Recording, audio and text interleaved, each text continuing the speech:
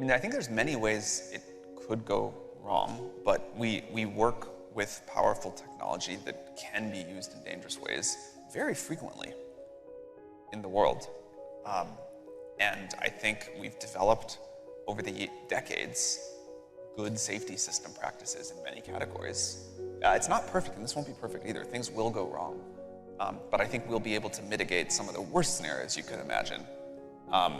Bioterror is like a common example. Cybersecurity is another. There are like many more we could talk about. But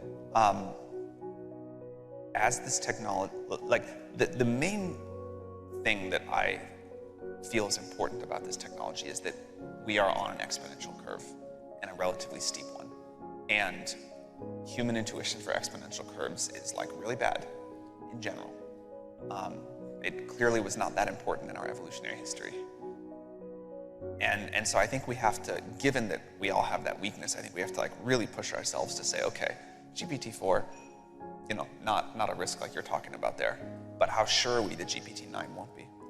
And if it might be, even if there's a small percentage chance of it being really bad, like that deserves great care. Since I think I think that the upsides here are tremendous. The opportunity for everyone on Earth to have a better quality education than basically anyone can get today. That seems like really important, and that'd be a bad thing to stop.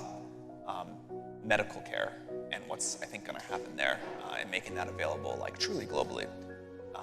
That's going to be transformative. The scientific progress we're going to see. I'm a big believer that like real sustainable improvements in quality of life come from scientific and technological progress, and I think we're going to have a lot more of that. So there are all the obvious benefits, and I think it'd be good to end poverty. Maybe you think we should stop a technology that can do that. I personally don't. But we got to manage through the risk to get there. I also think at this point, given how much people see the economic benefits and potential, no company could stop it. But global regulation, which I only think should be on these like powerful existential risk level systems. Global regulation is hard, and you don't want to overdo it for sure. But I think global regulation can help make it safe, which is a better answer than stopping it. And I also don't think stopping it would work. Do it, it'll be effective, and it'll be ineffective. We, for example, don't think small startups and open source models below a certain very high capability threshold should be subject to a lot of regulation. We've seen what happens to countries that try to over-regulate tech. I don't think that's what we want here. But also, we think it is super important that as we think about a system that could be at a risk level like you were talking about, that we have a global and as a coordinated response as possible. So we've been talking about that publicly, privately. I think it's really important.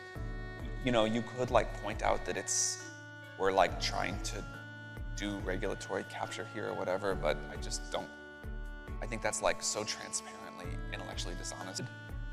But the reason for our structure and the reason it's so weird, and one of the consequences of that weirdness was me ending up with no equity, is we think this technology, the benefits, the access to it, the governance of it, belongs to humanity as a whole.